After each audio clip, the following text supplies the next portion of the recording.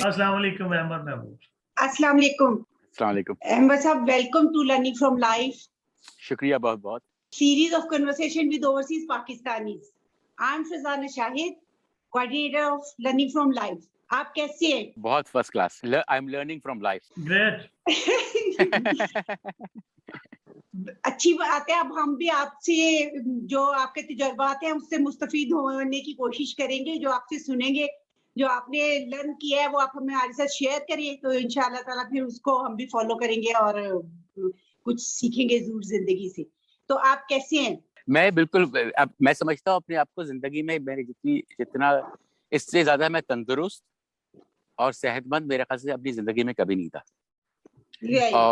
और उसकी वजह यह है कि मैं पिछले 3 साल से कंसिस्टेंटली अपने आप को डीकोलोनाइज करने की कोशिश कर रहा हूँ। ऑब्वियसली जिस दुनिया में हम रहते हैं 100% तो नहीं कर सकते, मगर डीकोलोनाइजेशन के लिए का प्रिंसिपल जो है वो इंटरेस्टिंगली इनफ आपकी थीम का नाम जो है वो उससे रेजोनेट करता है। Learning from life, learning from life and observation.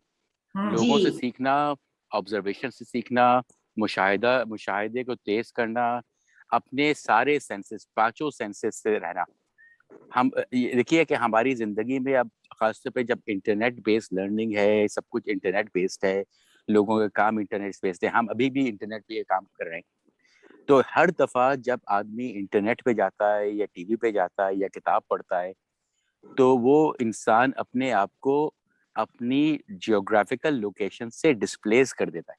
आपने ये ऑब्जर्व खुद ही किया होगा कि कोई बैठा हुआ है फेसबुक पे, इंटरनेट पे लगा हुआ है फोन पे, आप उसे 4 दफा 5 दफा पुकारे, उनको आवाज ही नहीं आती। जी बिल्कुल। तो है ना। और ये नहीं कि वो आपको इग्नोर कर रहे हैं, उनको आवाज आती नहीं है, क्योंकि उनके बाकी सेंसेस जो हैं वो सारे नम हो जाते हैं। अब ये देखिए, अब हम जिस दुनिया में रहते हैं, जहाँ पे बचपन से बच्चों को, छोटे छोटे बच्चों के हाथ में फोन होते हैं, उनको हम बचपन से डिस्प्लेस कर देते हैं, और हर डिस्प्लेसमेंट इंसान को कॉस्ट करता है, क्योंकि डिस्प्लेसमेंट्स बहुत कॉस्टली होती है। इसलिए मैं पहले, आप नोट किया होगा, मैं पहले बहुत इंटरनेट टॉक किया करता था वगैरह वगैरह, मैंने बहुत रिड्यूस कर दिया। अब मैं पहले बहुत सारे सोशल मीडिया ग्रुप पे हुआ करता था, हर सोशल मीडिया पे हुआ करता था काम, मैंने सब रोक दिया। क्योंकि हर दफा जब मैं अपने आप को कहीं और इंगेज करता हूँ जहाँ पे मैं नहीं हूँ, मैं अपने आप को डिस्प्लेस कर लेता हूँ। अच्छा, दूसरी बात ये कि जो चीज भी डिस्प्लेसमेंट में होती है, यानी कि जो चीज आप देखते हैं टीवी इंटरनेट के थ्रू या पढ़ते हैं इंटरनेट पे किताब के थ्रू, जो भी है, जो भी चीज आपको डिस्प्लेस करती है, यानी कि आपके मुशाहिदे से आपके इमीडिएट फील्ड ऑफ ऑब्जर्वेशन जो है उससे जुदा हो जाती है। जब आप, है ना, जब आप जुदा हो जाते हैं उससे, तो आपको कैसे पता कि वो चीज सच्ची है कि झूठी है? जी बिल्कुल ठीक है ना, कैसे पता? ऐसे ही है ना। अब देखिए, आपको मैं एक एग्जांपल देता हूँ, जो मैं डीकोलोनाइजेशन का काम कर रहा हूँ और उस पे लर्निंग ऑफ लाइफ में कह रहा हूँ, एक बेसिक प्रिंसिपल है learning of life from life और ऑब्जर्वेशन। ठीक है, मैंने अपनी लाइफ और ऑब्जर्वेशन से एक चीज देखी। मैं आपसे एक सवाल पूछता हूँ, बहुत सिंपल सा। ठीक है, आप लोग इस्लामाबाद में रहते हैं ना? जी। है ना, इस्लामाबाद में तो खाली ठंड होती है सर्दियों में। ठीक है, अगर आप नंगे पैर जमीन पे चल रहे हो तो आपके पैर ठंडे हो जाएंगे बहुत। जी बिल्कुल हो जाएंगे, है ना। अगर आपका पैर ठंडे हो रहे हैं, तो आप किस चीज को गर्म हो रहा है? आपको सर को कि आपको पैर को? आपके पैर को ना। जी बिल्कुल, है ना। आपके पैर को। आप करिए, कैसा अजीब बेवकूफी का सवाल पूछ रहा है, मगर ये बहुत इंपॉर्टेंट सवाल है। आप देखिए, आपके पैर को ठंड लग रही है तो पैर को गर्म होना है। अब ये देखिए, ये मेरे आपके क्यों, ये ऑब्जर्वेशन है, बिल्कुल क्लियर सिंपल सी ऑब्जर्वेशन है, जो हम जिंदगी में 1000 एग्जाम्पल दे सकते हैं रोजाना की जिंदगी से। ठीक है, ये हमें क्या एग्जाम्पलीफाई करती है कि हमारा बॉडी और हमारी माइंड इंटीग्रेटेड है, जुदा नहीं है, इंटीग्रेटेड है ना। बॉडी और माइंड इंटीग्रेटेड है ना। अब ये देखिए, कॉलोनियल नॉलेज मेकिंग की फाउंडेशन, यानी कि हमारे यूनिवर्सिटीज जो हम तो गोरों से अडॉप्ट करते हैं ना, ये हमारे कॉलोनाइजेशन है, सोशल सीनियर कॉलोनाइजेशन, जो हम उनसे यूनिवर्सिटी स्ट्रक्चर अडॉप्ट करते हैं, वो एक बॉडी और मैटर के, sorry, body matter slash mind, mind over mind matter या बॉडी मैटर, जो भी डिस्टिंक्शन का है, क्योंकि बॉडी मैटर होती है।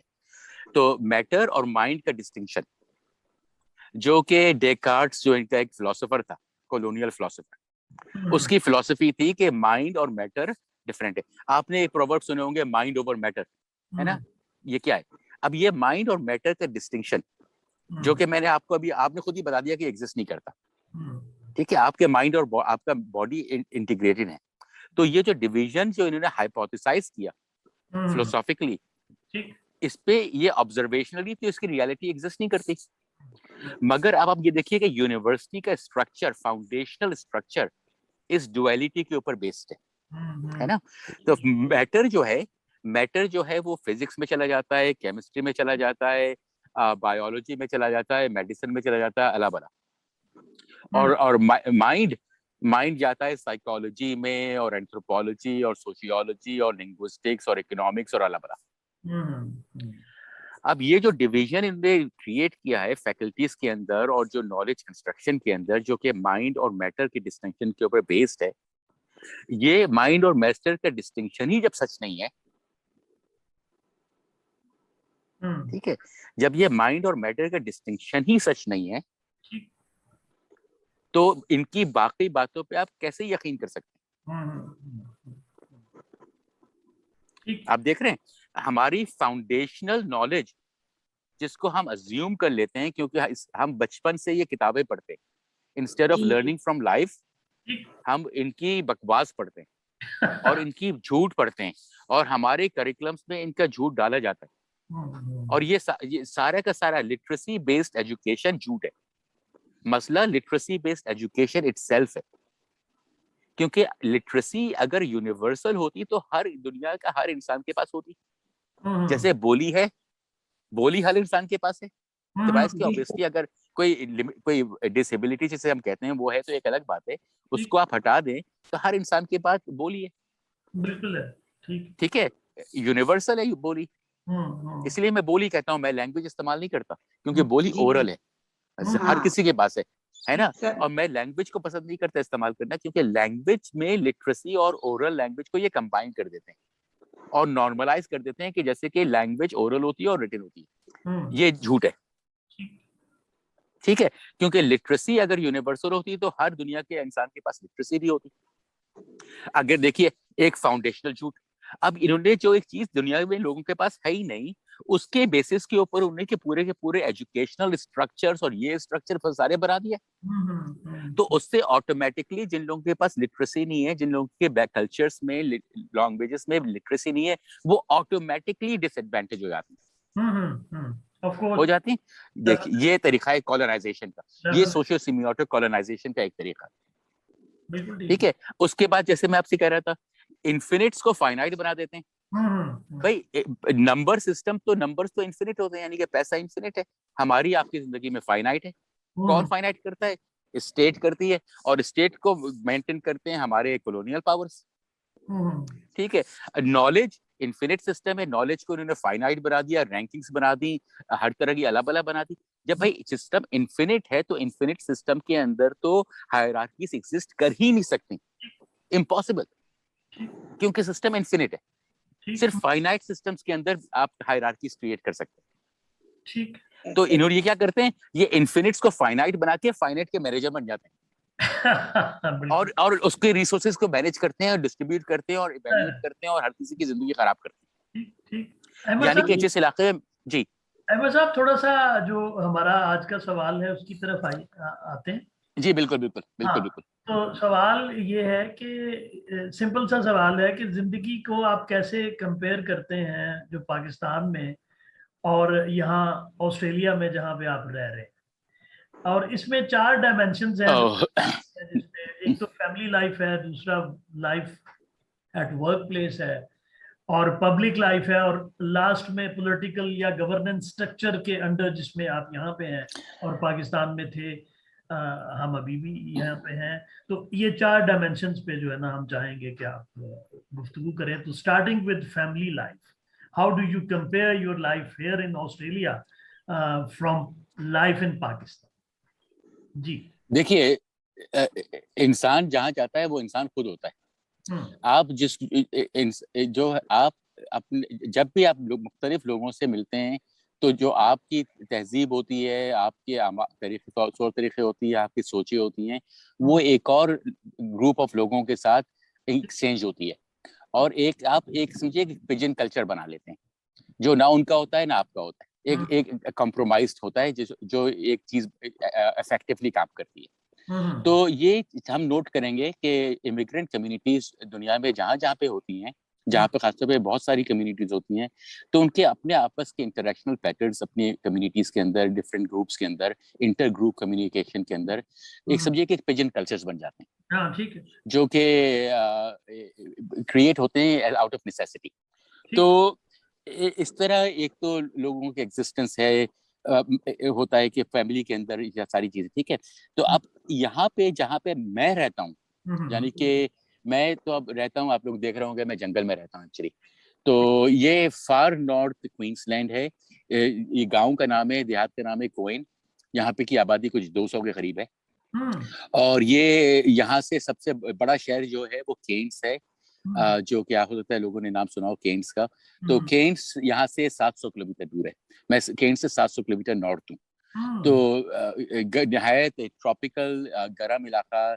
अच्छा, यहाँ की फैमिलीज के बारे में आप जो कह रहे थे, तो यहाँ पे 1947 जबकि जो साल जिस बरस उन्होंने हमको गोरों ने सिंबॉलिक इंडिपेंडेंस दी थी, उसी साल 1947 में उन्होंने मेरे इंडिजिनस फैमिली को यहाँ पे कैप्चर किया। ठीक है। तो अब एक बड़ी इंटरेस्टिंग आप एक कॉन्ट्रास्ट देख। उस वक्त वो यहाँ पे थे? हाँ बिल्कुल, ये उनकी जमीनें हैं, मैं उनकी जमीन पे रहता हूँ उनके साथ। ठीक है, ये इंडिजिनस जमीनें हैं। ये 1940s में इन्होंने गोरों ने सबको मार मार के खत्म करके लेके गए, क्योंकि यहाँ पे गोल्ड है, इस इलाके में सोना है, सोने के लालच में ना। यहाँ की हिस्ट्री बड़ी लालच, गोरों की लालच है। तो बल्कि मैं उस पर बाद में हम लोग बात डिस्कस करेंगे। तो ये जब अब इसको नोट करिए कि 1947 में यहाँ की जो मेरे जो जिन्होंने मुझे अडॉप्ट किया है, मेरे पेरेंट्स ने, तो मेरे डैड और मेरे मॉम उनकी फैमिलीज को 1940s में इधर कैप्चर करके जंजीरों में बांध करके 1000 किलोमीटर नीचे लेके गए थे, पैदल चला के 1947 में। ठीक है, 1947 में इन्होंने हमको सिंबॉलिक आबादी दी। हमारे यहाँ तो गोरों ने तबाही करना शुरू कर दी थी 13वीं-14वीं सदी में। ठीक है, उन्हें कैप्चर तो उन्होंने सिंबॉलिकली 1857 में कैप्चर किया, मगर उन्हें तबाही शुरू जो की थी उससे बहुत साल पहले की। वास्को डी गामा ने जो पहली दफा साउथ इंडिया आया था, उसकी जरा आप हिस्ट्री पढ़िए, इतनी खराब आदमी था, इतना खराब आदमी था, उसने तबाही की थी हर जगह जाके। वो जो नेगेटिविटी गोरे लेकर आए थे कॉलोनाइजेशन के साथ, वो जो फोर्स आई, वो जो नेगेटिविटी की फोर्स आई सोशल सेमियोटिक्स की, वो जो उसके फ्रैक्टल्स जनरेट होना शुरू हुए, वो रुके नहीं कभी, और वो बढ़ते चले जा रहे। ठीक है, इसीलिए आप देखिए हमारे यहाँ कॉन्फ्लिक्ट्स बढ़ रहे हैं, कम नहीं हो रहे, क्योंकि ये सोशल सिस्टम फ्रैक्टल्स पे ऑपरेट करते हैं। फ्रैक्टल्स जैसे कि दरख्त, मेरे पीछे दरख्त निकलता है जमीन से, उसके बाद उसमें मुख्तलिफ शाखें होती हैं, शाखों की छोटी छोटी टहनियां निकलती हैं, और टहनियों के ऊपर पत्ता होता है। अगर आप पत्ते को सूरज में करके देखें तो देखेंगे टहनी के अंदर, पत्ते के अंदर भी एक छोटी बारीक सी नस होती है, और उसकी बारीक बारीक नसें निकल रही होती हैं। तो वही पैटर्न और जमीन के अंदर उनकी रूट्स में भी होता है, अगर आप खोद के देखें तो। ये जो पैटर्न है, यानी कि नेचर में वही पैटर्न अपने आप को रिपीट करता है डिफरेंट स्केल्स पे। तो वेस्टर्न कॉलोनाइजेशन ने हमारी कम्युनिटीज के अंदर नेगेटिव वायलेंस के फ्रैक्टल्स को इंट्रोड्यूस करके एनकरेज किया, डिविजन्स को एनकरेज किया, हमको तोड़ दिया, हमारी बॉडी और माइंड को सेपरेट कर दिया, हमको नंबर सिस्टम्स के ऊपर बिलीव्स बना दिए। नंबर सिस्टम तो एक इन्फिनिट सिस्टम है, इस पे बिलीव बन ही नहीं सकता। ठीक है, सारी इंडिजिनस कम्युनिटीज, जहाँ की हमारी भी इंडिजिनस कम्युनिटीज में सिर्फ 3 उम्रें होती थी। एक बचपन होता था, बचपन से बच्चा बालिग होता था, जब बालिग होता था तो उसकी एजुकेशन होती थी, और बालिग जब एजुकेशन उसकी पूरी हो जाती थी तो उसके बाद वो एडल्ट हो जाता था। यही इस्लाम के अंदर भी है कि बच्चे को कोई स्कूलिंग तरबियत की कोई जरूरत नहीं है।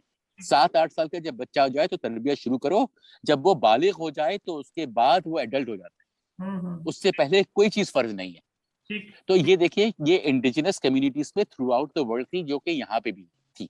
ठीक है, इसी तरह इनका स्ट्रक्चर, द फैमिली स्ट्रक्चर। इस फैमिली स्ट्रक्चर के अंदर फैमिली बायोलॉजिकल नहीं हुआ करती थी। अब ये देखिए, मैं एक तरफ तो इन्होंने इन्फिनिट्स को फाइनाइट बनाया, तो दूसरी तरफ ये फाइनाइट्स को इन्फिनिट बना देते हैं। ये इनके ड्रामेबाजी हैं। अब ये ब्लड रिलेशनशिप जो है हमारी यहाँ, इसकी इंपॉर्टेंस इतनी नहीं हुआ करती थी, क्योंकि सोशियोलॉजिकल नोमैडिक कम्युनिटीज हमेशा डायनामिक होती हैं, उनकी पॉपुलेशंस कंसिस्टेंट नहीं होती हैं। ये तो मैं इधर ही रह के देख सकता हूँ जहां पे मैं रहता हूँ। अब आपको मैं कॉन्ट्रास्ट बता रहा हूँ कि फैमिली स्ट्रक्चर हमारे यहाँ 500 साल के बाद जो तबाही कर चुके हैं, यहाँ पे वो तबाही नहीं हुई है। ठीक है, जितने साल हमारे इंडिपेंडेंस को हुए हैं, इतने साल तो उनकी गुलामी को हुए हैं। तो यहाँ पे वो फैमिली स्ट्रक्चर्स, इंडिजिनस स्ट्रक्चर्स अभी तक इंटैक्ट हैं। ठीक है, ये लोग इन लोग मुझे यापू कहते हैं। ठीक है, जो मेरी जनरेशन के, यानी कि मेरे भाई हैं। यापू का मतलब बड़ा भाई या बड़ी बहन। आपको एक लतीफा सुनाऊं। अच्छा, यहाँ की लैंग्वेज में इनके जेंडर सेग्रीगेशन नहीं होता है, यानी कि यापू जो है वो बड़ा भाई भी होगा, बड़ी बहन भी होगी। यातू बड़ी बहन, छोटी बहन भी होगी, छोटा भाई भी होगा। मूका आपके मामू मुमानी दोनों होंगे। ठीक है, ये जेंडर सेग्रीगेशन नहीं करते ये अपनी लैंग्वेज में। अच्छा, ये बड़ी इंटरेस्टिंग बात है, इंडिजिनस कल्चर पे है। ठीक है, ये बड़ी इंटरेस्टिंग बात है। ठीक है, इनकी एक ये लैंग्वेज के अंदर ये इनग्रेन्ड है कि लैंग्वेज के अंदर इनकी जेंडर डिस्टिंक्शन नहीं है रिलेशनशिप्स में। यानी कि आपका भाई छोटा है तो यातू, और आपकी भाभी हो या आपका देवर हो या आपकी क्या कहते हैं आपका देवर हो, जो भी हो, वो बांजी होगा। बांजी। ठीक है, जेंडर डिफरेंस नहीं है। तो आपको एक लतीफा सुनाता हूँ। अब मैंने आपको कॉन्टेक्स्ट सुना दिया। तो जब मैं इधर आया तो मैं अपने छोटे भाई के साथ रहता हूँ इधर घर में। तो पीछे तो आपको घर तो मैंने आपको दिखाया था पहले। तो ये मेरे पीछे घर है जो मैं बना रहा हूँ शेड में। तो दूसरे घर में जो है यहाँ पे, उसमें मेरा छोटा भाई रहता है, यातू मेरा, और मेरी भाभी और मेरी भतीजी। तो जब मैं इधर आया तो बांजी तो मैं दूसरे लोगों को कहता हूँ, मगर छोटे भाई की बेबी को मैंने कहा मैं आपके साथ रहता हूँ तो ये मेरी जबान में भाभी कहते हैं, मैं आपको भाभी कहूंगा। तो कहेंगे ठीक है। मैंने कहा ये हमारे यहाँ रिस्पेक्ट का वर्ड है कि भाई की बीवी को भाभी कहते हैं। तो वो उन्होंने एक्सेप्ट कर लिया। अगले रोज मुझे वो भाभी कहने लगी। तो अब वो मुझे भाभी कहती है, मैं उनको भाभी कहता हूँ। ठीक है, वो क्यों? क्योंकि देखिए, ये फैमिली की बात कर रहे थे ना, तो क्योंकि मैं उनके लिए मैं भाभी हूँ। जैसे बांजी है, जैसे यातू है, जैसे यापू है, वैसे उनके लिए भाभी है। तो मैंने उनको भाभी कहा तो उनके लिए मैं भाभी हो गया। अच्छा, वो तो कहती थी मेरी भाभी मुझे भाभी कहती है, तो मैं ठीक है चलो हंस के मैंने कहा चलो एक्सेप्ट कर लिया, मैंने मान लिया, चलो हो गया, ठीक है, थोड़ा सा ठीक है, मुझे वो कहती है भाभी। अच्छा, अब चूंकि वो भाभी कहती हैं, तो कभी कभार मेरा भाई भी मुझे भाभी कह लेता है। ठीक है, और मेरी जो भतीजी है जो 2 साल की है, गोल्डी लॉक्स जिसे मैं कहता हूँ, वो तो मुझे हर वक्त ही भाभी कहती है। तो अब ये देखिए, ये फैमिली स्ट्रक्चर ये क्या इंटैक्ट था। अब मैं इसमें कैसे फिट हो गया? क्योंकि हमारा इंडिजिनस कल्चर भी यही था। मुझे याद है मैं हमारा बचपन जो था, और मैंने अपने वालिदैन की, दादा दादी मामू की, और मुख्तलिफ खानदान में फुप्पी की, चचा की बचपन की कहानियां सुनी हुई हैं। आपने भी सुनी होंगी, है ना?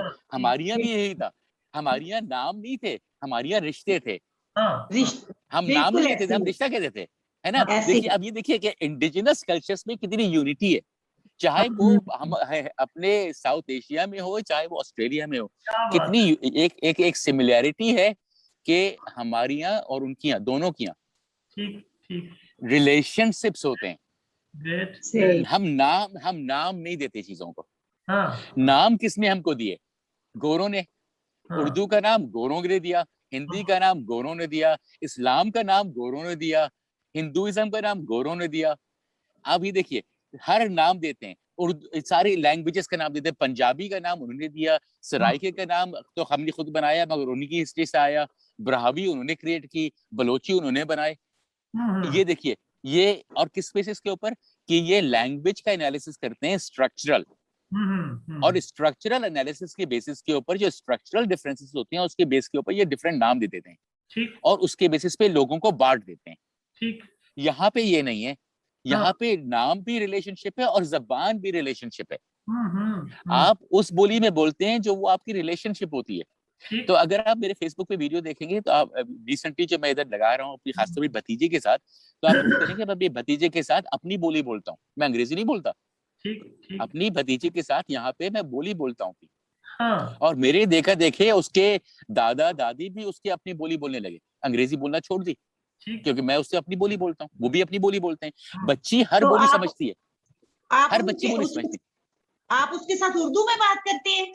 देखिए मैं नाम नहीं लेता, नाम अंग्रेजों ने दिए, मैं बोली कहता हूँ। देखिए आपकी बोली मेरी बोली, देखिए आपकी बोली मेरी बोली, अगर हम इस वक्त ग्रामेटिकल एनालिसिस करें तो मुख्तलिफ है। हाँ, अगर इस वक्त हम साउंड एनालिसिस फोनोलॉजिकल एनालिसिस करेंगे तो मुख्तलिफ होगी, ठीक है। तो मगर हमारी बोली तो एक ही है, ठीक है ना। तो ये बोली बोली होती है, ये नाम छोड़ दें। ये डीकोलोनाइजेशन का, ये कॉलोनाइजेशन का तरीका है, नाम दे के तोड़ दिया। हिंदी उर्दू तो म्यूचुअली इंटेलिजिबल है, आज तक है। ये नाम क्यों दिए इन्होंने दो दो? ठीक बट लोगों को बंटवारा करने के लिए ना। ठीक। देखिए ये नाम जो है ये तो कॉलोनाइजेशन का एक टूल था, इंस्ट्रूमेंट था, इसलिए मैं बोली कह रहा हूँ बार बार। बोली उनकी बोली मेरी बोली, आप जिसे उर्दू कहती हैं वो मेरी बोली है, जो भी मैं बोल रहा हूँ, ये मैं जो बोल रहा हूँ ये मेरी बोली है। ठीक है, जिसे जो भी कहिए आप इसको, ठीक है। मैं इसे पाकिस्तानी कहता हूँ, उर्दू भी नहीं कहता, क्योंकि उर्दू में सच्ची बात बताऊं, मैट्रिक में फेल हो गया था, मेरे 33 नंबर आए थे। मेरे बाकी जो बाकी सब्जेक्ट्स में नंबर इतने मुनासिब थे कि उन्होंने मुझे पास कर दिया, मैट्रिक से ग्रेड 11 में पास कर दिया, ठीक है। उन्होंने मेरी मादरी जबान मेरा मदर टंग उर्दू जिसे कहते हैं, मेरी मादरी जबान में मुझे को फेल कर दिया।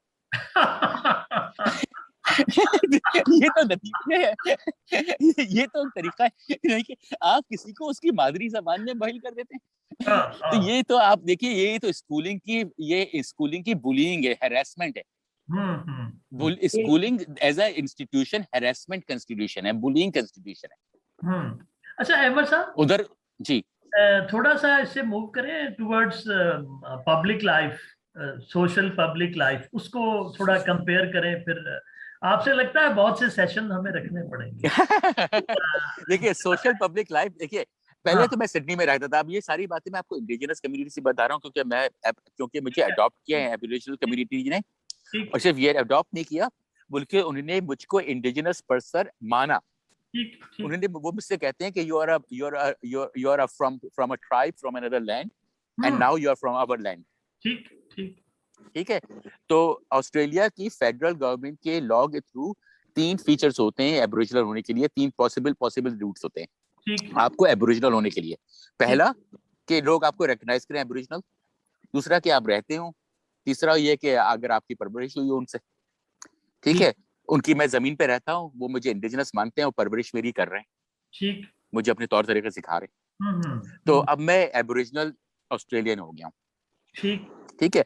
तो मैं अपनी सिडनी की लाइफ की एक्सपीरियंसेस को बयान नहीं कर रहा, क्योंकि सिडनी की सोशियोलॉजिकल लाइफ और यहाँ की सोशियोलॉजिकल लाइफ, सिडनी के फैमिली स्ट्रक्चर्स और यहाँ के फैमिली स्ट्रक्चर्स में ज्यादा मुख्तलिफ हैं बनिस्बत पाकिस्तान और यहाँ पे मैं अब रहता हूँ। क्योंकि ये लोग पिस रहे हैं ना, हमारी यहाँ तो 15वीं सदी से हम लोग पिस रहे थे, है ना। हमको तो पीसते हुए 600 साल 700 साल गुजर गए, इनको तो अभी 100 साल भी नहीं गुजरे। बिल्कुल। तो मगर इनको भी पीस रहे हैं। तो जब लोगों को पीसते हैं तो जो लोगों के पीसने के बाद जो उनके नताइज निकलते हैं, वो जो हम पाकिस्तान में देखते हैं वो यहाँ पे भी देखते हैं। Social disharmonization, violence, problems, social problems, वो कॉन्सिक्वेंसेस हैं कॉलोनाइजेशन के, ठीक है। क्योंकि ये प्रॉब्लम्स डिवीजन से क्रिएट होते हैं और डिवीजन ये नेमिंग प्रैक्टिसेस से करते हैं। ठीक। अच्छा, मैं आपसे पहले भी कह रहा था हमारी यहाँ, हाँ जी बिल्कुल, ये सोशल लाइफ है ना यहाँ की, प्रैक्टिकल लाइफ। अब इस इलाके में जी बिल्कुल, जहाँ पे आप रह रहे हैं अब, पिछला आप जो सिडनी का जो अर्बन एक्सपीरियंस है उसको तो आप मेंशन नहीं करना चाह रहे? नहीं, मैं कर सकता हूँ मेंशन, मगर हमें टाइम का भी ख्याल रखना है, क्योंकि सिडनी, ठीक है, सिडनी में मैं 2004 से रहा हूँ, मैं बहुत साल रहा हूँ उधर और मुख्तलिफ इलाकों में रहा हूँ। ये जो इंडिजिनस यहाँ का जो इंडिजिनस यहाँ का जो कल्चर, इनकी इकोनॉमी क्या है? ये बड़ी आपने अच्छा सवाल पूछा। मैं एक चीज पहले खत्म कर दूं, ये कि सिडनी जो है एक शहर नहीं है। सिडनी में मैं मुख्तलिफ सबर्ब्स में रहा हूँ। हर सबर्ब का और आपकी अपनी जाती फिलॉसफी और आपकी जाती आपकी सोच, इनका इंटरेक्शन होता है। तो मैं सिडनी के मुख्तलिफ इलाके में मुख्तलिफ टाइम्स पे रहा और मैं खुद मुख्तलिफ इंसान रहा। उसके थ्रू मैं आपको ये बता सकता हूँ कि सिडनी भी एक शहर नहीं है। तो ये हम लोग कभी भी जनरलाइज नहीं कर सकते कि इमिग्रेंट एक्सपीरियंस ऐसा होता है। ठीक है। अच्छा, यहाँ पे जो इंडिजिनस लोगों की बातें कर रहे हैं, यहाँ की इकोनॉमी की बात कर रहे हैं, यहाँ पे इकोनॉमी एग्जिस्ट नहीं करती है। ठीक है। सबकी जमीनें ले ली गई हैं, छीन ली गई हैं। ठीक है। 1967 में जब ऑस्ट्रेलियन गवर्नमेंट ने इंडिजिनस लोगों को इंसान माना और उनको राइट दिया वोट का, ठीक है, उसी डेकेड ऑस्ट्रेलिया ने नेशनल पार्क्स बनाना शुरू किए। और बाय डेफिनेशन नेशनल पार्क में इंसान नहीं रह सकता। ठीक है। तो यहाँ पे हम जहाँ रहते हैं क्वीन में, इसके आसपास सारे नेशनल पार्क्स हैं। ये लोग हमारी एंसेस्टर्स की जमीनें हैं ना। इनको इन्हें नेशनल पार्क बना के लोगों को निकाल दिया। ठीक। हाँ। और उन्हीं लोगों को फिर रेंजर लग के नौकरियां देने, गुलामी करा के। तो यहाँ पे इंडिजिनस नॉलेज को रिस्पेक्ट रखते हुए इकोनॉमी ऑलमोस्ट नॉन एग्जिस्टेंट है, जैसे कि हमारे यहाँ पाकिस्तान में है। ठीक है।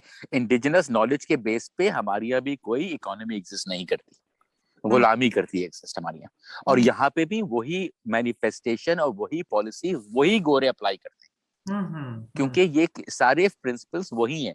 इन्फिनिट को फाइनाइट बनाओ, फाइनाइट को इन्फिनिट बनाओ, कंट्रोल करो, ये मैनेजमेंट करो, इस सबको लोगों को कंट्रोल कर लो। तो अहमद साहब, लोग अपनी जिंदगी कैसे करते हैं फिर? जाहिर है जो जरूरियात हैं बुनियादी वो। ठीक है। यहाँ पे अब ये जो मैं जिस गांव में रहता हूँ, यहाँ पे साल के 4 महीने तक रोड सारी बंद होती हैं, क्योंकि इस इलाके में बारिशें बहुत होती हैं और साइक्लोन्स आते हैं। और इस इलाके में रोड्स, बड़ी अच्छी बात है कि रोड्स नहीं है, क्योंकि रोड्स हो तो मुसीबत और टूरिस्ट आएंगे। ठीक है। टूरिस्ट मुसीबत ही करते हैं, टूरिस्ट कभी अच्छा ही नहीं है, हमेशा मुसीबत है। तो ये रोड्स नहीं है, तो इसका मतलब ये कि वादियां जो हैं, जब बारिशें होती हैं तो वादियों में बहुत पानी भर जाता है और दरिया बहुत तेजी से बहते हैं और गहरे हो जाते हैं। और हर दरिया में इधर क्रोकोडाइल्स होते हैं। ठीक है। मगरमच्छ है इस इलाके में, और वो इंसान खोरा मगरमच्छ है। ठीक है। तो इसलिए सारी रोडें बंद हो जाती हैं, कोई ट्रांसपोर्ट नहीं आता। तो आप ये सोचिए कि साल के 3-4 महीने यहाँ पे कोई सप्लाई चेन नहीं है, सिवाय इसके एयर ड्रॉप हो, सिवाय इसके हवाई जहाज से ड्रॉप हो, हेलीकॉप्टर से ड्रॉप हो, कुछ नहीं है। उसका मतलब ये है कि लोगों को बेसिकली अपने आप को खुद रिसोर्सफुल बनाना पड़ता है। अब जो अमीर हैं और जो गोरे हैं, जो गोरे ही अमीर हैं यहाँ पे ज्यादातर, ठीक है, वो तो अपने स्टॉक कर लेते हैं, उनके पास तो फ्रीजर्स हैं और हजार हैं, और वो एयर फ्लाई कर लेते हैं, प्लेन चार्टर कर लेते हैं और 1000 काम कर लेते हैं। लोकल आबादी, ये बड़ी अच्छी बात है, मुझे तो समझता हूँ ये ब्लेसिंग इन डिस्गाइज है, और ये ऐसे ही रहे, और बल्कि इसको और भी हम लिमिट कर लें कि local population, indigenous population hunting करती है, हंटिंग गैदरिंग पे चली जाती है, शिकार करके खाते हैं, मछली पकड़ के खाते हैं जी, वापस जंगल में चले जाते हैं। मैं भी इनके साथ, बल्कि आपसे 2 हफ्ते पहले आपने कहा था कि ये इंटरव्यू करने का, मैंने आपसे माजरत की थी। मैंने कहा था अचानक हमको जंगल में जाना पड़ा, वो इसीलिए कि मेरे भाई ने कहा चलो भाई आज चलते हैं कैंपिंग पे। तो हम लोग नेटिव यहाँ पे जो नेशनल पार्क जो इनका इंडिजिनस लैंड है, मेरे एंसेस्टर्स का, यहाँ पे हम लोग अपनी जमीनों पे गए, उधर हम लोग वहाँ पे कैंपिंग की, उधर मछली पकड़ी, लॉबस्टर्स पकड़े, दरिया के लॉबस्टर्स, दरिया के प्रॉन्स, और पका के खाए और अपने गाने गाए और पिकनिक की। तो वही जो इंडिजिनस रिवाज हैं वो अभी तक ये बरकरार हैं। तो ये गोरों का इंप्रेशन ये करते हैं, ये प्रोजेक्ट के इंडिजिनस कल्चर खत्म हो गए हैं और इंडिजिनस प्रैक्टिसेस खत्म हो गई हैं, ये झूठ है। ये बड़ा टेम्पटिंग है, दिल कर रहा है कि हम भी आप, मैं आजकल अपने मेरे भाई जो है, और मेरे यहाँ पे 2 दादा हैं, बहुत सारे मेरे यहाँ पे दादा भाई अपने रिलेशनशिप्स हैं। तो जब दादा होते हैं, वो मेरे यहाँ पे बहुत सारे दादा हैं। ठीक है। ये दादा का वर्ड बड़ा इंटरेस्टिंग होता है अपनी बोली के अंदर, मगर अच्छे वाले दादा, बायोलॉजी जिसके है ना, कि मेरे बुजुर्ग हैं वो, तो वो मुझे आजकल स्पेयर्स बनाना सिखा रहे हैं और स्पेयर हंटिंग सिखा रहे हैं, क्योंकि ये तो स्पेयर्स यहाँ पे लड़ाई के लिए इस्तेमाल नहीं किए जा रहे थे, ऑस्ट्रेलिया में पहला recorded act of violence captain cook और कैप्टन कुक के लोगों ने इंडिजिनस कम्युनिटी के साथ किया। कुक टाउन यहाँ से 500 किलोमीटर दूर है। उससे पहले ऑस्ट्रेलिया में कोई इंसान ने कभी दूसरे इंसान के ऊपर कोई रिकॉर्ड नहीं है कि किसी किस्म का अटैक किया फिजिकल। Zero violence. ठीक है, वो स्पेयर्स को और बूमरैंग को और बाकी बो एंड एरोस को हंटिंग के लिए और अपने प्रोटेक्शन के लिए इस्तेमाल करते थे, क्योंकि ऑस्ट्रेलिया में बहुत खतरनाक जानवर हैं। उनका सिर्फ स्पेयर्स का मकसद ये था, उसके अलावा कुछ नहीं होता था। ये गोरों ने सारी हिस्ट्रीज तबाह की, उसके बाद अपनी हिस्ट्रीज बना बना के लोगों को झूठ सिखाया, और अब ये बताते हैं कि इंडिजिनस कस्टम्स तो खत्म हो गए। बिल्कुल खत्म नहीं हुए हैं। मैं तो रहता हूँ, मैं तो सीख रहा हूँ। ठीक है, बिल्कुल एग्जिस्ट करते हैं, बिल्कुल लोगों के पास नॉलेज है। मुझे चोट लगी, मेरे दादा गए जंगल से पता नहीं कौन सी बूटी लेकर आए और उन्होंने मुझे दी कि ये लगाओ। ठीक है, कि इनकी नॉलेज है, अंडरस्टैंडिंग है, सब कुछ है। ये तो गोरों की एक्सप्लॉइटेशन और ऑपरेशन की वजह से इनको अपनी नॉलेज को प्रैक्टिस करने की इजाजत ही नहीं मिलती है। जैसे कि हमारी, यानी मगर मसला ये है, क्योंकि हम लोगों को 6-7 साल हो गए, हमारी हिस्ट्री खत्म हो चुकी है। हमको अपनी हिस्ट्री से रिकनेक्ट करने के लिए जो मेहनत करना है, और जो वो मेहनत कर सकते हैं, वो बहुत कम लोग हैं। क्योंकि उस हिस्ट्री से रिकनेक्ट करना है, वो एक्चुअली है बहुत आसान काम। ये आपकी सोशियोलॉजी, इकोनॉमिक्स, पॉलिसी, सब कुछ को मिला देगा। एक इंडिजिनस कॉन्सेप्ट है जो हम लोग भूल गए। लफाजी में तो हमारे पास है खून का रिश्ता। खून, ठीक है, खून जो है इंडिजिनस कंसेप्ट कहते हैं, खून और हड्डी। खून और हड्डी के अंदर अपनी मेमोरी होती है। ठीक है, आपके खून के अंदर आपकी बायोलॉजिकल एंसेस्टर्स की सारी मेमोरी इंटैक्ट है। ठीक ठीक ठीक। अच्छा, ठीक है, ये एक इंडिजिनस बिलीफ है, ये सोशियोलॉजिकल बिलीफ, ये फैमिली बिलीफ है। देखिए, ये कि आपका ब्लड जो है आपकी मेमोरी है, इसको कहते, इस कॉन्सेप्ट को कहते हैं ब्लड मेमोरी। अगर ये हमको कॉन्सेप्ट ना पढ़ाया जाता है, ना सिखाया जाता है, ना इसका टर्म बताया जाता है, क्योंकि ब्लड मेमोरी इंडिजिनस कल्चर्स में, ब्लड मेमोरी आपको हमेशा अपने एंसेस्टर से कनेक्टेड रखती है। ठीक, यानी कि आपके पास एक्सेस है। ठीक है, ये वेस्टर्न कॉलोनियल एजुकेशन के थ्रू इसको सप्रेस कर दिया गया। तो learning from life is learning from your blood memory. ठीक, क्योंकि वो जो मेमोरी आपके अंदर है, और उसको एक्सेस करके हम सब अपनी बेसिकली सोशल रिहार्मोनाइजेशन की तरफ जा सकते हैं। क्योंकि हम सबके एंसेस्टर्स हार्मोनाइज थे, हम सबके एंसेस्टर्स में लड़ाई नहीं थी। अहमद साहब, ये जो पॉपुलेशन है, इंडिजिनस जो पॉपुलेशन है, जिनका ये लाइफस्टाइल है, ये कितनी होगी in terms of percentage? Australia की पॉपुलेशन के सेंसस के लास्ट सेंसस के मुताबिक में रफली 3% of Australian population is indigenous. ठीक है, अब इसमें से कितने के पास इंटैक्ट नॉलेज है नहीं है मुझे नहीं पता, ये मालूम करना बड़ा मुश्किल है। अब मैं आपको एक और नंबर भी बता देता हूँ। ठीक, एक और नंबर भी सुनिए। ऑस्ट्रेलिया की, ये तो पहला नंबर तो रिपीट करता हूँ मैं, कि पहला नंबर तो ये कि 3%, 2 से 3% की रेंज में, हो सकता है 4%, इसी रेंज में, बहुत छोटी सी। ऑस्ट्रेलिया की पॉपुलेशन इंडिजिनस है। जेलों के अंदर, जेलों हवालात के अंदर, जेलों के अंदर जो पॉपुलेशन है उसकी 27%, 27% इंडिजिनस है। ठीक, आप देख रहे हैं ये, अब जब नंबर्स की बात करते हैं, मैं नंबर्स को सिर्फ टूल के लिए इस्तेमाल करता हूँ, बिलीव के लिए नहीं इस्तेमाल करता। तो एज अ टूल, ठीक है, टूल के तौर पर अगर हम नंबर्स को इस्तेमाल करें, तो आप ये सिर्फ देख लीजिए डिस्टिंक्शन। नेशनल का प्रोपोर्शन 3%, जेलों में प्रोपोर्शन 27%। ये ऐसा कैसे हो सकता है भाई? जेलों में भी 3% होना चाहिए ना। Getting the point, getting the point ना। Getting the point. ये डिस्क्रिपेंसीज है, ये स्टैटिस्टिक्स, नंबर्स, ये नंबर्स टूल्स हैं। तो ये जो है, ये क्यों है? ये इकोनॉमिक, यहाँ पे अपॉर्चुनिटीज है ही नहीं। किसके पास यहाँ पे जंगल में किसके पास, कौन जॉब करेगा सिवाय कि इनको गुलामी करें। ठीक, तो यानी कि उनको गवर्नमेंट की एड पे रहना पड़ता है, जिसे कहते हैं एड, कहते रहते हैं। एड कितनी होती है? $300-400 मिलते होंगे हफ्ते के। उसमें क्या गुजारा है? कुछ गुजारा नहीं है। कॉस्ट ऑफ लिविंग एक्सॉर्बिटेंटली हाई है। अगर आप मेरे रिसेंट फेसबुक पोस्ट पे देखेंगे, मैंने दो पोस्ट लगाए थे, यानी कि बेबी ऑयल की बोतल $9.5 की है ना, एक फ्रोजन पिज्जा $10 का। आप खुद से सोचिए, यानी कि आप 950 कितने हुए, कि 1000 रुपए, 1300 रुपए की, आप 1300 रुपए की बेबी ऑयल, और इनकम है नहीं, ठीक, तो ऑब्वियसली उसके थ्रू ऑपरेशन क्रिएट होता है, ऑपरेशन से के थ्रू क्राइम की कॉन्टेक्स्ट क्राइम क्रिएट होता है, जिसके थ्रू वायलेंस और कॉन्फ्लिक्ट क्रिएट हो। जब वायलेंस और कॉन्फ्लिक्ट क्रिएट होता है तो पुलिस आके लोगों को अरेस्ट कर लेती है। ठीक है, पुलिस दुकानदार जो चोरी कर रहे हैं उनको नहीं रोकती है, ठीक, मगर उसके जो कॉन्सिक्वेंसेस और उसके जो सिम्टम्स निकलते हैं उनको सप्रेस करने के लिए लोगों को और दबाती है। वही है जो हमारे यहाँ होता है ना, हमारे यहाँ भी ऐसे ही होता है। वही आपसे कह रहा था कि हमारे यहाँ और इस इलाके में बहुत सारी सिमिलैरिटीज हैं। सिडनी में नहीं है, सिडनी तो बहुत अर्बन एरिया है, और सिडनी बहुत कॉम्प्लेक्स है। सिडनी में हमारे पाकिस्तानी बच्चे जो हैं, हमारे बच्चे जो हैं पाकिस्तान से आते हैं अब जनरेशन में, 19 साल के, 20 साल के, पता नहीं कौन से किस तरह के उधार लेके वीजा, यहाँ के क्या करते हैं बेचारे, साइकिलों के ऊपर लोगों के खाने डिलीवर करते हैं, ताकि इतने पैसे बन जाएं कि अपना किराया दे दें कमरे का, थोड़ा सा खाना खा लें और पैसे जमा करके उधार वापस करें और घर पैसा बेचें। वो गुलामी भी हमारे इधर ही है कल्चर में, ऑस्ट्रेलिया में। तो अब ये देखिए कि अब मैं आपको इस तरह से भी दिखा दूं कि मैं जब यूनिवर्सिटी के प्रोफेसर और अपनी एंटाइटलमेंट से जाता हूँ और जहाँ जाता हूँ वो वहाँ पे जो लग्जरीज होती हैं, तो कभी सोच ही नहीं सकता वो लग्जरीज होती हैं।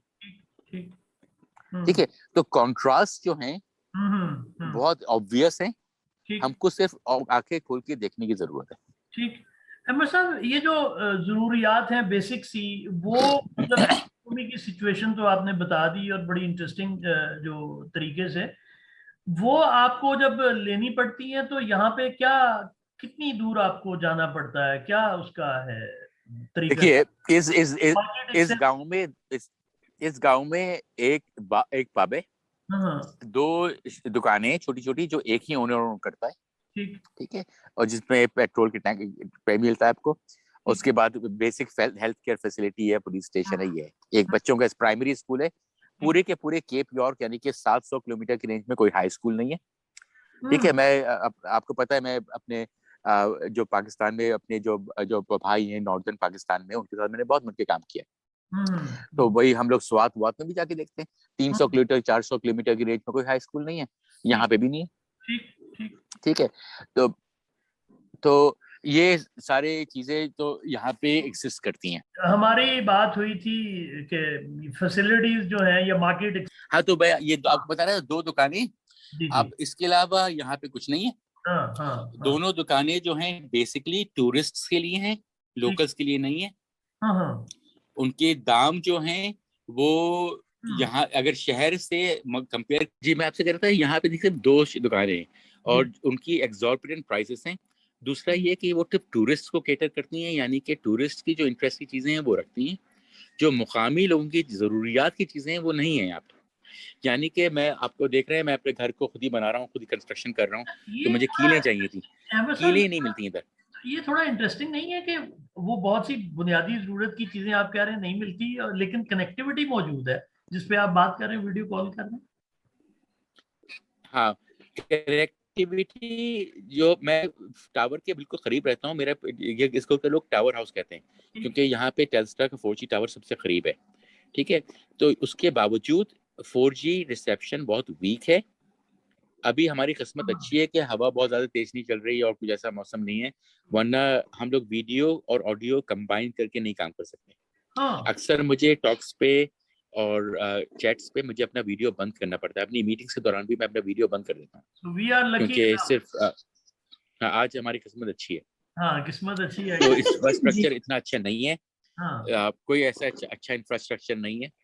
आप यहाँ से अगर मुझे कोई रिलेटिवली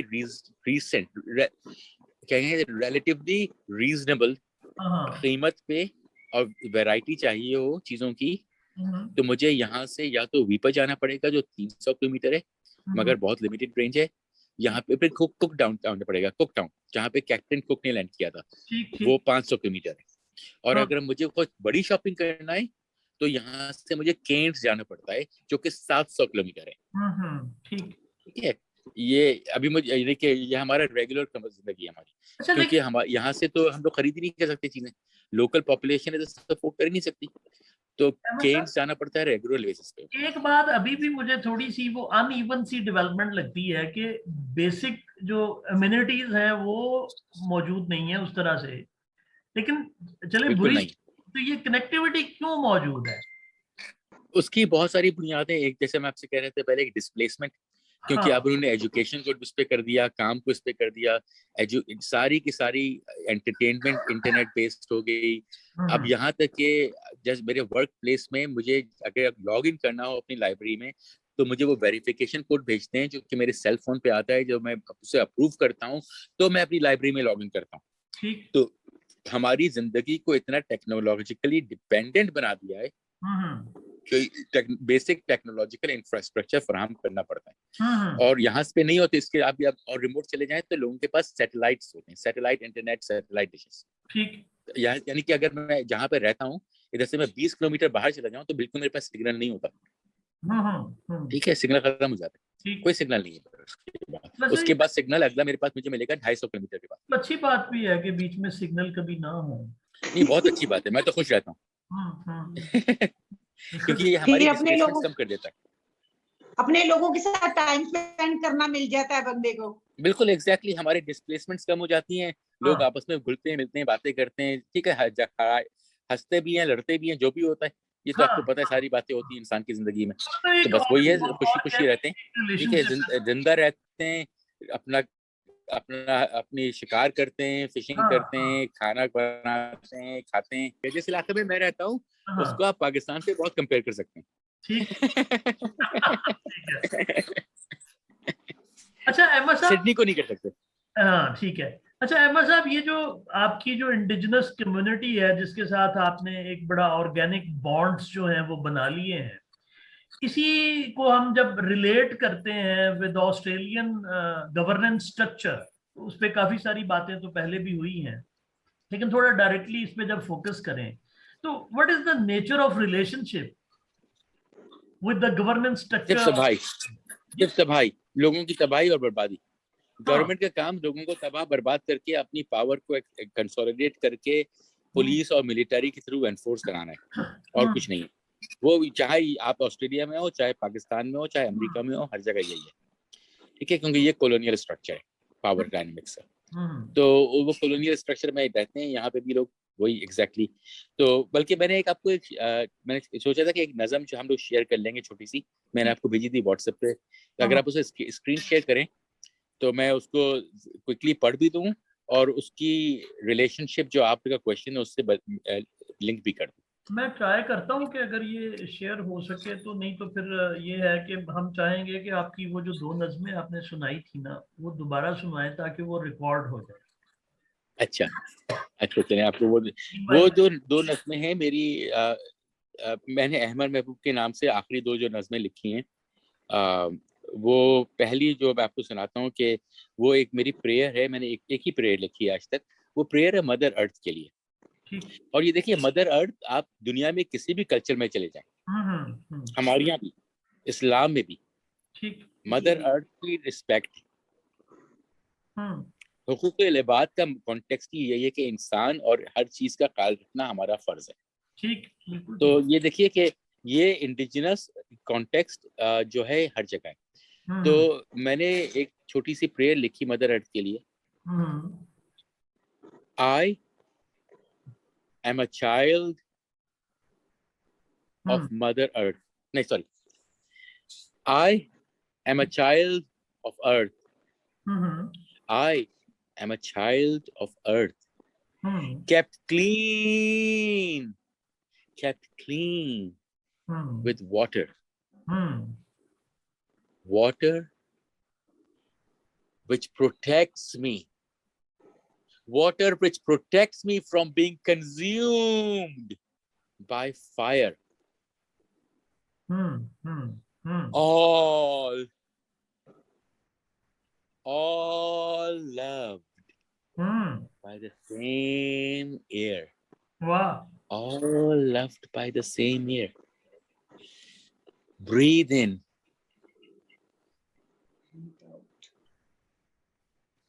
ब्रीद आउट। तो ये एक सिर्फ प्रेयर नहीं है, मगर ये एक indigenous knowledge, again learning from life का निचोड़ भी है। कि आपको बड़ी इंटरेस्टिंग बात बताऊं, दोनों के पास लाइफ की डेफिनेशन नहीं है। वो बायोलॉजी तो क्रिएट करते हैं, मगर उनके पास लाइफ की डेफिनेशन नहीं है। वो लाइफ को कैरेक्टरिस्टिक्स के थ्रू बयान करते हैं, जो कि उन्होंने खुद ही कंस्ट्रक्ट की है। ठीक है। इंडिजिनस कल्चर के अंदर, इंडिजिनस नॉलेज में जो मेरी लर्निंग फ्रॉम लाइफ अभी तक हुई है, उसमें हर लिविंग थिंग के अंदर सिर्फ बहुत सिंपल डिफरेंस है। या आपके अंदर अर्थ ज्यादा है, या आपके अंदर वाटर ज्यादा है, या आपके अंदर एयर ज्यादा है। ठीक है। अगर आपके अंदर अर्थ ज्यादा है तो आप दरख्त हैं, आप चढ़ नहीं सकते। ठीक है। अगर आप में पानी है तो पानी में मोबिलिटी होती है, आप हिल सकते हैं, इंसान। ठीक है। या फिर आपकी हड्डियों के अंदर और आपके परों के अंदर हवा भरी हुई है, तो आप चिड़िया हैं, उड़ सकते हैं। ठीक है। ये इंडिजिनस नॉलेज का कि हर लाइफ फॉर्म अर्थ, एयर और वाटर की कॉम्बिनेशन है, और फायर लाइफ है, एनर्जी है। ठीक है। ये कॉम्बिनेशन सिर्फ, यानी कि हर चीज दुनिया में जिंदा है। वंडरफुल, ठीक है। ये मेरी नजर थी। इसके बाद जो आप दूसरी नजर करें, मेरी आखिरी नजर में जो कि मैंने अहमद महबूब का, यानी कि सोशियोलॉजिकल सुसाइड करने से पहले लिखी थी। क्या सोशियोलॉजिकल सुसाइड, मजे की टर्मिनोलॉजी और फिक्शन आपने क्रिएट की है। बहुत वेरी इंटरेस्टिंग। ठीक है। तो जो दूसरी आपने मुझसे कही थी वो ये है, जो मेरी आखिरी पॉइंट, जो कि मैंने रियलाइज किया कि ह्यूमन राइट्स एग्जिस्ट नहीं करते। जो भी चीज दुनिया में एंथ्रोपोसेंट्रिक है, यानी कि इंसानों के पोजीशन से बनाई गई है, लिखी गई है, वो इनहेरेंटली गलत है। ठीक। और वो इंडिजिनस नॉलेज के कॉन्ट्रेरी है। ठीक ठीक। हमारी अपनी भी आबा अजदाद की नॉलेज की कॉन्ट्रेरी है। ठीक है। तो यानी कि ह्यूमन राइट एग्जिस्ट नहीं करते, यानी कि सिर्फ बायोलॉजिकल राइट एग्जिस्ट करते हैं। और बायोलॉजिकल राइट सिर्फ 3 है। ठीक। इन 3 राइट्स को लिखने के बारे में मैंने एक छोटी सी नज़म कही थी, ये मेरी आखिरी नज़म है, अहमद के नाम से मैं सुनाता हूँ। ठीक है। born of this earth I share these rights with all my brothers and sisters, whether they crawl, swim, walk, fly or whatever. Wow. पहला, right to live on earth, right to exist on earth, fundamental पहला। So, right to nourishment। वाह, beautiful. ये biological rights हैं, right to exist on earth, right to nourishment. चाहे आप खाना बन जाए किसी का, मगर ये नरिशमेंट राइट। ठीक ठीक ठीक। चाहे आप खाएं या खाना बन जाए। ठीक। और तीसरा, right to receive your integrity, right to receive your integrity. मेरा ये राइट है कि मैं आपकी इंटीग्रिटी हासिल करूं, आपकी इंटेग्रिटी मुझे मिले। और अगर एंड, ठीक है, these rights protected, Mother Earth will take care of me। अब देखिए, हमारी जिंदगी में ये तीनों राइट्स हमसे, हर जानवर से, हर चीज से, हयात चीज से छीन ली गई है। जो जानवर, परिंदा, दरख्त हम चाहते हैं, गवर्नमेंट चाहती है, काट के मार देती है। राइट टू एग्जिस्ट खत्म हो गया हमारे पास। हम जमीन पे नहीं रह सकते, किराया देना पड़ता है, हमारा राइट खत्म हो गया। ठीक ठीक। राइट टू नरिशमेंट, जंगल में आप जिसे कहते हैं, मैं कहता हूँ हंटिंग करके खा लेते हैं, तो बस नहीं, शिकार करके खा लेते हैं। ठीक। राइट टू नरिशमेंट, वो राइट खत्म हो गया, सुपरमार्केट से खाना खरीदो। ठीक। फिर पैसे चाहिए, पैसा तो ये कंट्रोल करते हैं, पहले बात कर चुके हैं। ठीक ठीक। इंटेग्रिटी हमें किसकी मिलती है भाई? किसकी इंटेग्रिटी हमको मिलती है? हमारी गवर्नमेंट की तो इंटेग्रिटी हमें कभी नहीं मिलती, ना पाकिस्तान की, ना यहाँ ऑस्ट्रेलिया की। जब आपकी ये तीनों राइट कोई कब्जा कर ले, आपके तीनों राइट्स ले ले, 3 राइट्स, सिर्फ 3 छोटे से, ठीक, जब आपके तीनों राइट्स वो लेके कब्जा कर लें और आप कुछ ना दें, तो ऑब्वियसली आप जो एक ऑप्रेसिव सिचुएशन क्रिएट करेंगे कि नहीं करेंगे? करेंगे। है ना, करेंगे। जब आपने ऑपरेटिव सिचुएशन क्रिएट की तो अब एक और आपको मैं ऑब्जर्वेशनल बात बताऊं, लर्निंग फ्रॉम लाइफ। मैं बड़े सारे फार्म्स पे रहा, नेचर में ऑब्जर्व किया, हर जगह चीजें मैंने ऑब्जर्व की। मैंने एक बड़ा इंटरेस्टिंग कॉन्ट्रास्ट ऑब्जर्व किया। ठीक है, जो भी फार्मिंग होती है, चाहे वो प्लांट फार्मिंग हो तो एनिमल फार्मिंग हो, कोई फर्क नहीं पड़ता। अगर आपको फार्मिंग में यील्ड को यानी कि प्रोड्यूस को बढ़ाना हो तो आपको उस चीज के ऊपर ऑपरेशन क्रिएट करना पड़ेगा बाय डेफिनेशन। ठीक है, मुर्गियों को पोल्ट्री फार्म में बंद करते हैं, उनसे अंडे लेते हैं, है ना। ऐसे ही दरख्तों को फार्म करते हैं, हर साल आम के पेड़ के दरख्त शाखें काट देते हैं, हर साल सेब के पेड़ों की शाखें काट देते हैं। क्यों? ताकि अगले साल फिर फल अच्छा है। ठीक। तो अब ये देखिए कि ये फार्मिंग ऑपरेशन होती है और उसका नतीजा आपकी यील्ड यानी कि आपको प्रोडक्शन का रेट बढ़ जाता है। बिल्कुल ठीक है, बिल्कुल ठीक। अब आपने ऑब्जर्व किया है ना, ऑब्जर्वेशन क्या है, प्रिंसिपल क्या है ऑब्जर्वेशन से, लर्निंग फ्रॉम लाइफ से प्रिंसिपल ये है कि ऑपरेशन ऑफ अ स्पीशीज ठीक leads to a higher rate of reproduction. हाँ, ठीक है ना। इसी तरह पोल्ट्री फार्म बनाए, इसी तरह आपने फल बनाए, सेब उगाए, मांगो उगाए ना। अब यही प्रिंसिपल, क्योंकि इंसान भाई बायोलॉजिकल है, जब आप यही प्रिंसिपल इंसान पे अप्लाई करेंगे तो वही नतीजा निकलेगा, क्योंकि इंसान भी बायोलॉजिकल है। अब ये देख लीजिए, ये कॉन्ट्रास्ट है। जिस मुल्क में दुनिया में ऑपरेशन ज्यादा है उसकी पॉपुलेशन ग्रोथ रेट अनकंट्रोल्ड है। पाकिस्तान को देखिए, इंडिया को देखिए, बांग्लादेश को देखिए, नाइजीरिया को देखिए, जहां जहां पे लोग ऑपरेस्ड हैं, ऑपरेशन बढ़ा हुआ है, वहां पे पॉपुलेशन ग्रोथ रेट्स अनकंट्रोल्ड हैं। और ये देखिए, जहां पे ह्यूमन पॉपुलेशन पे ऑपरेशन कम कर दिया गया है या कम होता है, उधर ऐसा नहीं है। जापान में बर्थ रेट गिर गया, चाइना में बर्थ रेट गिर गया, यहाँ तक गिर गया उन्होंने वन रेट चाइल्ड पॉलिसी हटा के 3 चाइल्ड पॉलिसी लगा दी। अभी देखिए क्यों किया, क्योंकि उनका बर्थ रेट गिर गया। क्यों गिरा? सिर्फ पॉलिसी से नहीं, क्योंकि एक एवरेज चाइनीज की जिंदगी बेहतर हो गई, ऑपरेशन कम हो गया। चाइना में तो मैं बहुत रहा हूँ, आप किसी भी सड़क पे चले जाएं रात को, दिन में रात में, कोई भी शहर हो, लड़की हो, लड़का हो, बच्चा हो, कोई भी हो, हमेशा सेफ रहता हो, उससे खतरा नहीं है। जब आपका ऑपरेशन हट जाता है तो पॉपुलेशन की ग्रोथ रेट कम हो जाती है। अब देखिए, चाइना वही मुल्क था जहाँ की पॉपुलेशन तो दुनिया के सबसे ज्यादा थी, अब उनकी कम होती चली जा रही है, बल्कि उनकी पॉपुलेशन ग्रोथ रेट नेगेटिव में की तरफ जा रहा है। जापान का नेगेटिव होता चला जा रहा है। आप जाके देखिए नॉर्दर्न यूरोप में, देखिए रियली वेरी इंटरेस्टिंग पर्सपेक्टिव। नहीं, पर्सपेक्टिव नहीं, observation, learning from life and observation. सिर्फ हमको 2+2 कनेक्ट करना है। जब हम ये कर सकते हैं जब हम इनकी बकवास सुनना, इनके झूठों को छोड़ दें। ठीक है। आप देखें, सिर्फ झूठ बोलते हैं, एक्शन तो कोई है नहीं, सिर्फ बातें हैं, एक्शन नहीं है। जब सिर्फ बातें हैं और एक्शन नहीं है तो फिर परफॉर्मेंस क्या होगा? कुछ नहीं होगा। क्या रिजल्ट आएंगे? कुछ नहीं आएंगे। जब तक एक्शन नहीं है कुछ नहीं है। अब देखिए, इंडिजिनस कल्चर में एक्शन होता है, बकवास की बातें नहीं होती। इन्होंने हर किसी को बकवास की बातों में लगा दिया, इधर उधर लफासी में लगा दिया, लोगों को फिरकों में तोड़ दिया। ठीक है, ये एक बहुत टॉपिकल बात है, हो सकता है अगर ना इसे करना चाहे तो काट दीजिएगा इस सेक्शन को, मुझे कोई एतराज नहीं। बहुत सेंसिटिव सी बात है, क्योंकि अब मुहर्रम है पाकिस्तान में। मैंने बड़े बड़े लोगों से अक्सर मैं पूछता हूँ, भाई आप मुझे ये बताइए कि इस्लाम की हिस्ट्री में, 3री सदी में, इस्लाम की हिस्ट्री में 14वीं में, उस जमाने में कौन सी सोर्सेस हैं, लिटरेरी सोर्सेस हैं जो आपको शिया सुन्नी फसाद की जिक्र करते हैं? कहाँ करती हैं? है ही नहीं। आप शियाइज्म के ऊपर लिटरेचर की सर्च करिए, majority of the literature 1970s 80s के बाद है, और अर्ली लिटरेचर 1800s में, 1700s में। उससे पहले कोई लिटरेचरी सोर्स नहीं है, उससे पहले है ही नहीं, सोर्सेस ही नहीं है। तो जब चीज एग्जिस्ट ही नहीं करती थी, क्या ये कैसे हो गया? देखिए, फिरका वारियत तो गोरों ने बनाई है हमारे लिए। आपको एक और बड़ी इंटरेस्टिंग बात बताऊं, और वो फिरका वारियत से देखिए जब होता है, हमारा मुल्क टूट जाता है।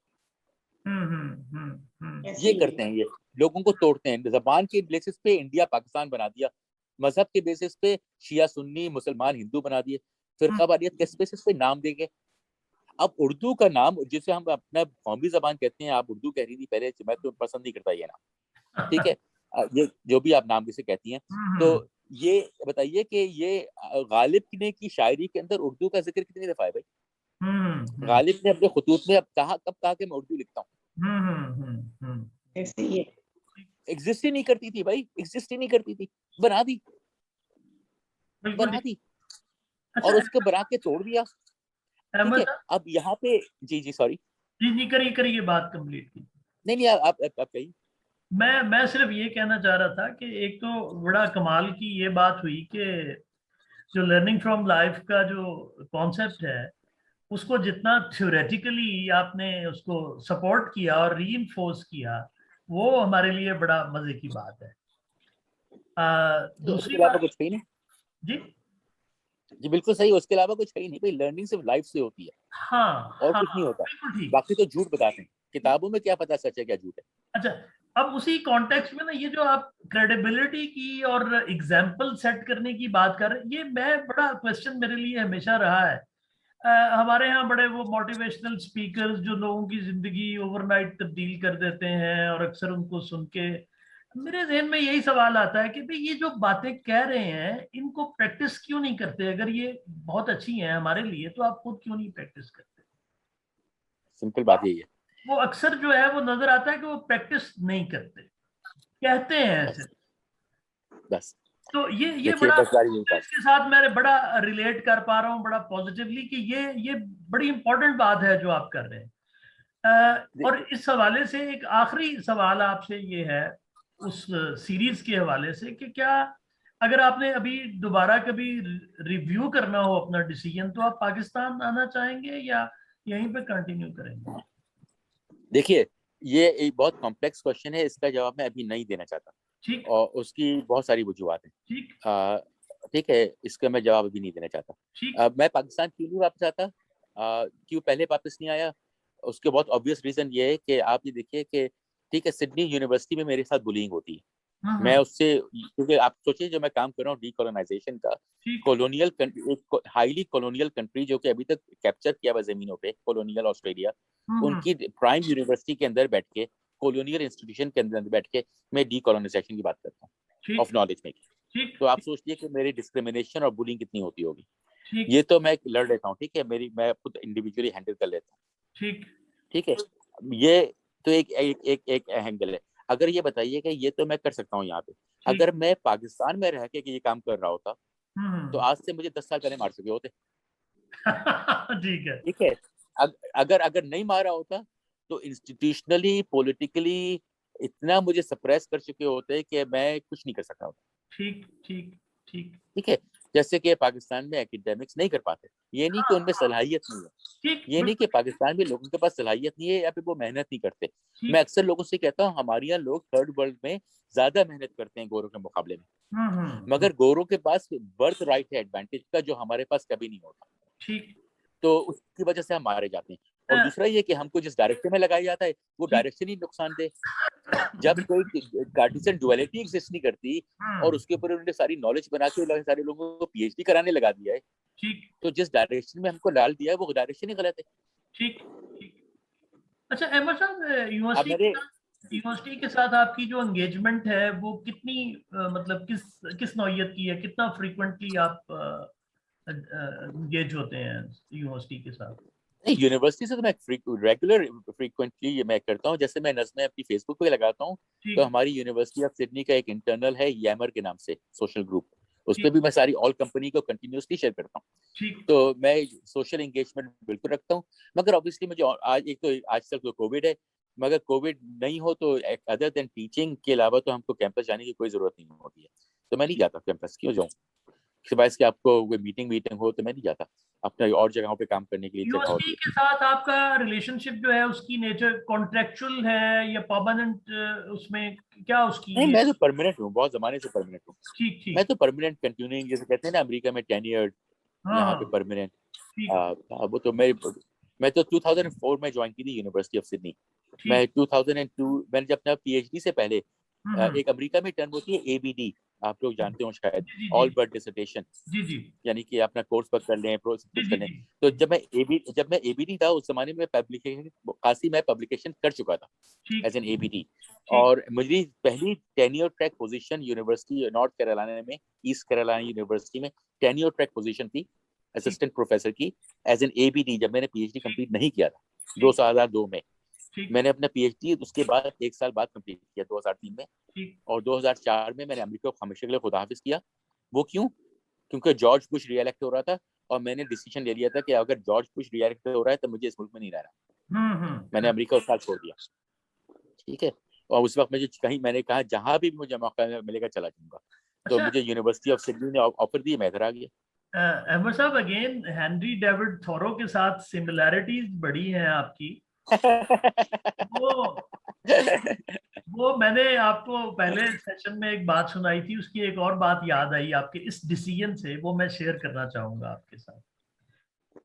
उसके जमाने में मैक्सिकन वॉर के लिए जो है ना रिसोर्स मोबिलाइजेशन, अमेरिका ने टैक्स एक इम्पोज किया था, वॉर टैक्स। तो हेनरी डेविड थोरो ने कहा कि ये मेरी फिलोसफी के अगेंस्ट है कि मेरा मुल्क जो है वो वॉर करे और मैं, मेरी जो पैसा है वो वेपन जो है खरीदने के लिए उस पर इस्तेमाल हो, तो मैं ये टैक्स नहीं दूंगा। और आपको पता है कि टैक्स ना देना वहां पे मतलब आप जेल चले जाते हैं। तो जाहिर है कि ही वाज अरेस्टेड और he went to jail. Emerson जो था, एमरसन उसका उस्ताद था थोरो का। तो Emerson went to see him in jail. तो पहला सवाल उनका जो बड़ा एक्सचेंज जो था ना दोनों का, वो बड़ा मजे का था। तो एमरसन ने कहा, hello Henry, why are you here? तो उसने कहा कि hello Emerson, why you are not here? तो एग्जैक्टली। उसने अब कहा यार मतलब आपने आप भी, बड़ा अच्छी बात बताई है। जी जी प्लीज। जी, उसने कहा आप भी मेरे जैसी बातें करते हैं लेकिन प्रैक्टिस करते। मैंने प्रैक्टिस किया और जेल में हूँ, आप जेल में क्यों नहीं है? हाँ हाँ हाँ, एग्जैक्टली एग्जैक्टली। क्योंकि अब यह बड़ी बड़ी इंटरेस्टिंग बात की। अभी जो मैं ऐसे की सीरीज लिख रहा हूँ रीगेनिंग बैलेंस में, जब टाइम आएगा तो मैं एक लिखूंगा पैसे के ऊपर, मनी के ऊपर। ठीक। ठीक है, उसको फोकस होगा कि मनी है क्या। ठीक हम्म। है, क्योंकि पैसा जो है टोटली सोशल सिम्बियोटिक है। ठीक है, ठीक मटेरियल एग्जिस्ट नहीं करता और ठीक नंबर सिस्टम पे बेस्ड है। ठीक। अब ये देखिए, नंबर सिस्टम पे बेस्ड है, इन्फिनिट है, ये सारी हम बातें कर चुके हैं। हाँ ठीक। अब इन्फिनिट सिस्टम को कंट्रोल कौन करता है, यानी कि पैसे छापने की पावर कौन रखता है? फेडरल गवर्नमेंट, फेडरल गवर्नमेंट रखती है ना। जब फेडरल गवर्नमेंट, यानी कि हमारी गवर्नमेंट जो है वो पैसा छापती है, हम्म। यानी कि पैसा छापती है गवर्नमेंट, जी तो जी। फिर वो हमसे पैसा क्यों लेती है भाई? टैक्स देके ठीक है। क्यों लेती है? हमसे क्यों पैसा लेती है? पैसा तो वो छापती है, ठीक पैसा तो वो छापती है ना, गवर्नमेंट छापती है ना पैसा। ठीक ठीक। तो वो छापे पैसा भी हमसे क्यों लेती है? हमारा पैसा, हमने जो काम किया, मेहनत की, हमसे हमारा पैसा क्यों लेते हो भाई? चोरी क्यों कर रहे हो? ठीक। तुम ही तो पैसे बनाने वाले हो। अब ये देखिए, एक तरफ तो पैसे को डिस्ट्रीब्यूशन वो कंट्रोल करते हैं, हम्म। उसके बाद डिस्ट्रीब्यूट करके वापस भी ले लेते ठीक है। बिल्कुल ऐसी है। हैं। ठीक है, ठीक है, आपको देते हैं और फिर वापस भी ले लेते हैं। बिल्कुल ऐसी। देते भी खुद ही हैं और वापस भी खुद ही ले लेते हैं और बनाते भी खुद ही हैं। और उस पूरे सिस्टम को देखिए इन्होंने क्लोज किया भाई, ये क्लोज सिस्टम बना देते हैं। हाँ जब हाँ। आपको सिस्टम को क्लोज्ड बना देते हैं तो उसके अंदर स्टेटिस्टिकल रिलायबिलिटी आ जाती है। अब हम्म देखिए, रिसर्च के हवाले से इनकी हमेशा फोकस होता है रिलायबिलिटी रिलायबिलिटी रिलायबिलिटी, हम्म। बकवास है रिलायबिलिटी। क्योंकि रिलायबिलिटी तो सिर्फ एक न्यूमेरिकल कोएफिशिएंट है, नंबर्स जो है वो तो सोशियो सिमियोटिक है, एग्जिस्ट ही नहीं करते। ठीक आज से 2000 साल पहले जीरो का कॉन्सेप्ट ही नहीं था। ठीक है, ठीक। ये सारी कॉन्सेप्ट, मैथमेटिकल सिस्टम, अलजेब्रा तो मुसलमानों ने बनाया। तो बिल्कुल। मैथमेटिक्स जो है ये तो सोशियो सिमियोटिक सिस्टम है जो खुद ही इवॉल्व होता जाता है। ठीक ठीक। इसके ऊपर, इसके बेसिस के ऊपर आप एक क्लोज्ड बिलीफ सिस्टम बना दें तो वो belief system, close belief system फिर आपको मैनेज करता है। बिल्कुल ठीक। वो उसमें हम फंसे हुए हैं, हम सब फंसे हुए हैं। ये कॉलोनाइजेशन के ट्रैक बिल्कुल है, ठीक है इन्फिनिट्स को फाइनाइट बना के कब्जा कर लो। अहमद साहब, बहुत मजा आया। और ये है कि मुझे लगता है कि आपके साथ और भी सेशन हम आइंदा भी, और मैं अपनी जो बिल्कुल बिल्कुल कोऑर्डिनेटर है उनसे कहूंगा कि आपका शुक्रिया अदा करें और फिर हम इस सेशन को वाइंड अप करें। बिल्कुल बिल्कुल, शुक्रिया शाह। जी अहमद साहब, हमें आपके साथ बात करके बहुत अच्छा लगा, आपको सुनना, बहुत सारी इंफॉर्मेशन मिली हमें, और सच में पता चला कि लर्निंग फ्रॉम लाइफ किस तरह से की जा सकती है। बहुत शुक्रिया। तो इंशाल्लाह जैसे फैसल कह रहे हैं कि हम आपके साथ दोबारा कोई सेशन रखेंगे, तो दोबारा आपको सुनेंगे, और आप उस दौरान जो जो एक्सपीरियंस करेंगे वो आप हमारे साथ शेयर कीजिएगा। बहुत शुक्रिया। टेक केयर, अल्लाह हाफिज। Thank you very much. Thank you. You made our day. Thank you very much. Thank you so much.